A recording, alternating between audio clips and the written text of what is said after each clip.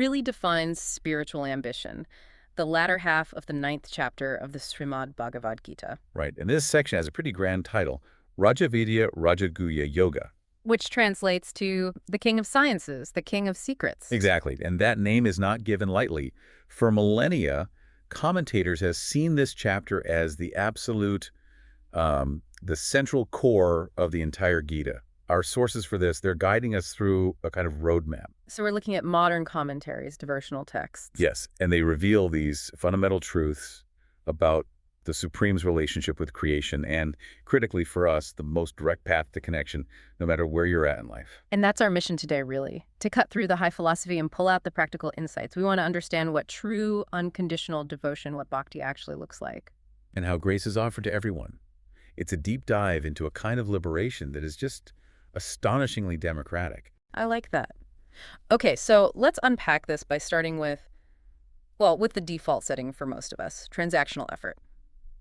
The Gita kicks this off by describing what happens to those who follow the Vedas, perform all the rituals. The yashanas, the sacrifices. Right, but they do it with desire. They're performing sakam karma. I mean, they're doing the work, right?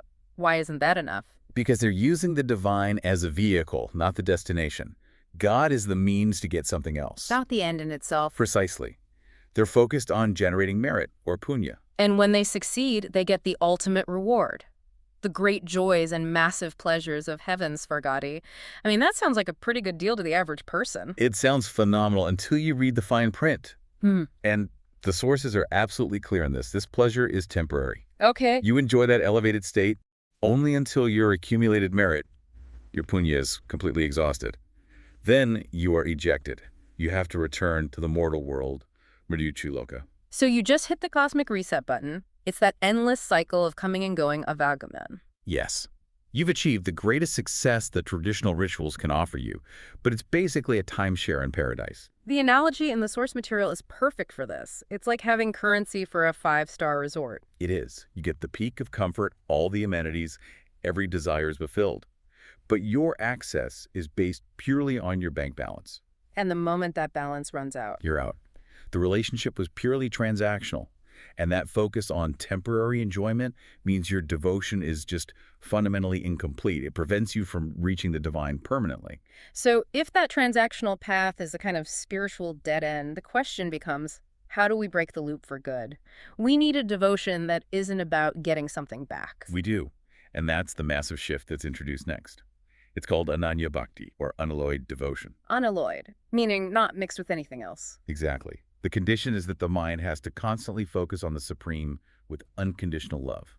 No distractions, no other object. Ananya Chintayantamam. Now that sounds incredibly demanding. I mean, how can someone listening with a busy job, rush hour traffic, family, how can they maintain that level of unalloyed focus? It seems almost impossible. I think it's about being perpetually connected. The term is nityabhyukta.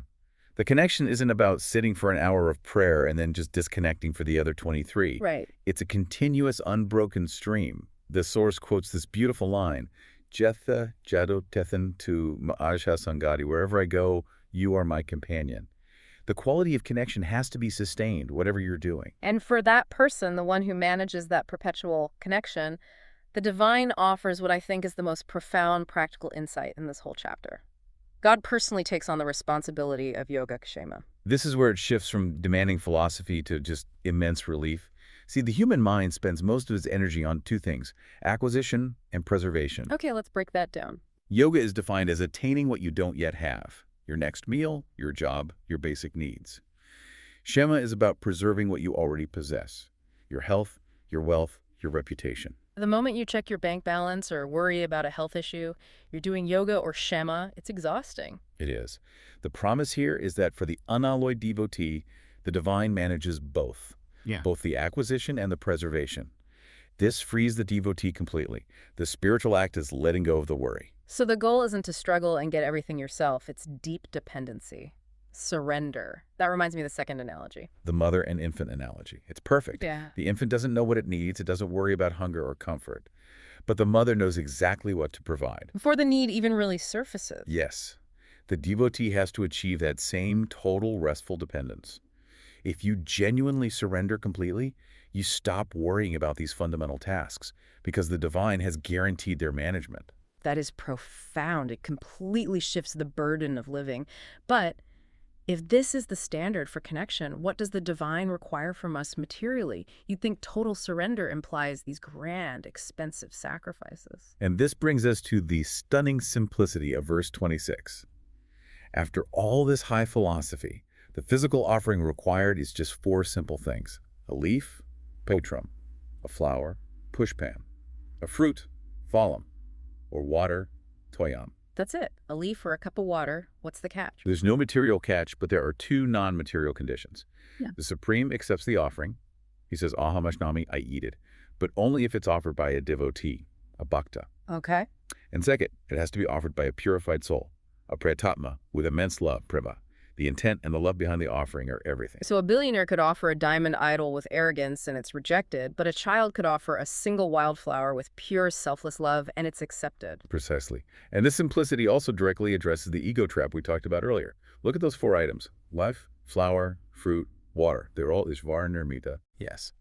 So by offering them, the devotee avoids the trap of saying, I created this elaborate meal myself. It removes the ego of production. It reinforces that attitude of surrender. Thine is offered to thee, what of it is mine? Exactly. The offering is just a tool to express an internal loving intention. But let's go back to our busy listener. The doctor on call, the merchant, the parent managing the home.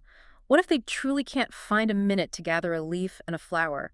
Does their duty, their swadharma, block them? This is where the wisdom of karma yoga provides a beautiful solution in verse 27. The divine says if you can't pause, dedicate the action itself. How does that work in practice? All of your activities can be consecrated. What you do, Yad Karoshi. What you eat, Yad Ashnasi. What you offer, Yad Jehoshi. What you give, Yad Adasi, your time, your knowledge, your money, even the difficulties you face while doing your duty, Yad Tapasyasi. So that last one, tapasya or austerity, it's not just fasting. It's facing the daily grind of your duty without complaining and offering that struggle up. Absolutely. By offering all these things to the divine Tat Kruva Madarpanam, with gratitude for just being able to do them, the devotee becomes free. Free from the bonds of both good and bad results, the Shubha Ashubha Phala. Now, we get why you want to be free from bad results, but why is being free from good results important? Because good results, that merit, that punya, that's exactly what led to the transactional trap in the first place. Ah, right. It binds you. It binds you to a temporary reward in heaven. If you dedicate the good result to the divine, you neutralize its binding power. You transcend the need for both sin and merit. You become the Sannyas Yoga Yuktatma, the soul that practices sannyas, detachment from the world, and yukta, connection to the divine. That's the beautiful balance. This is where the philosophy pivots to radical grace, I think, starting with verse 29, the declaration of impartiality. Yes, the divine declares, Samoham sarva bhuteshu, I am equal to all beings. There is no hatred, no favoritism, namajavishwas dinapriya. God is perfectly balanced. So the only difference is created by the devotee's own effort. Right. Those who connect with the divine reside in the divine, and the divine resides in them. The connection is a two-way street that the devotee initiates. And that sets up the most revolutionary teaching in this whole deep dive. The grace offered to the wrongdoer. This really challenges conventional wisdom. Verses 30 and 31 are truly astonishing. The divine says that even the most wretched wrongdoer, the Sudarachara, if they worship with Ananya Bhakti, they must be regarded as virtuous.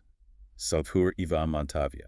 That's a staggering statement. It sounds almost unfair. How can the worst sinner be immediately elevated to the status of a saint? Because of the condition attached. Absolute, heartfelt repentance. This redemption only happens because the person has bathed in the pilgrimage of repentance.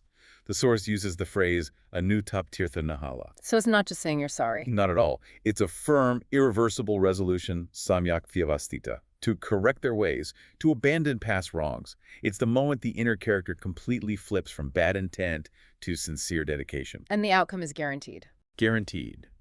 This person quickly becomes righteous, Shipram Bhavati Dharmatma, and the divine makes a sworn promise, a pratijani, that my devotee is never destroyed. Name Bhakta Pranashati. They attain eternal peace. Wow. It teaches us the past is totally irrelevant the moment true dedication occurs. Completely. And finally, this accessibility is made crystal clear in verse 32, which opens the doors to everyone. It lists women, merchants, servers, and those of sinful birth. And that grouping is crucial to understand correctly, right? Absolutely. They aren't listed because they're inherently cursed. They're listed because they're the people who are constantly busy. They sustain the world, they run the homes, they do the trade, the service. They just lack the time for extensive ritual or complex study. They're the backbone of society, too busy to sit down and read philosophy. Correct. So God grants them the ability to reach the supreme state easily through simple surrender, Sharanagati. Their service itself becomes their offering. The implication is pretty obvious then. If those who lack time can reach the divine, certainly those who do have the time and means have every reason to worship. This whole section then concludes with verse 34, which is a beautiful 5-point summary. A universal formula for union with the divine. It's the final practical instruction. 1. Fix your mind on me, Majaji Pava. 2. Be devoted to me, Madbhakto Bhava. So love me. Yes. 3. Worship me, perform action for me, Majaji Pava. 4. Offer obeisance to me, full surrender, Madbhakta Guru. And 5. Make me the central goal of your life, Madhvad Karyana Baba. What's fascinating is how that template works universally. It's not just a spiritual path, is it? If you want to master music or invent new technology, you have to follow that exact formula. Absolutely. A scientist must fix their mind on the problem, love the subject, work tirelessly, which is a form of worship surrender to the laws of physics, and make it their central goal. It's simply the blueprint for focused, high-level achievement. So what does this all mean for you, the listener? We've covered the dead end of transactional devotion, the incredible relief of yoga shema for the perpetually connected. The power of simple intent over elaborate ritual, and the astounding universal grace offered even to the Sudrachara who repents. The primary takeaway seems to be the radical accessibility of the divine. The barriers are internal, not external. God is impartial. The only thing required is that sincere, unalloyed turning of the heart, consecrating your daily life, and letting go of the worry over what you get and what you keep. And we spent this deep dive focusing on how we can offer our actions, our thoughts, to the divine, our relationship upward. So here's a final thought for you to consider, building on that declaration of impartiality. If the divine is equal to all and present everywhere, samaham sarva bhuteshu, what happens when we refuse to see the divine in others? When we divide the world into worthy and unworthy, pure and impure, what effect does that division have on our own pursuit of shashvat shantim, eternal peace? Something to mull on.